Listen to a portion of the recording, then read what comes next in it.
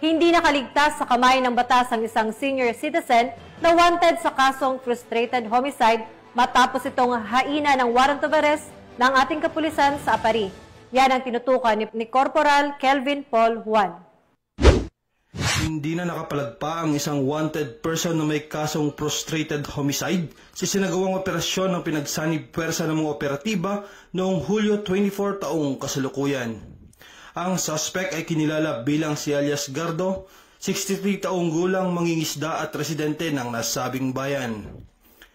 Naaresto si Alias Gardo sa bisa ng warrant of arrest na may nakatalagang piyansa na nagkakahalaga ng 72 piso para sa kanyang pansamantalang kalayaan.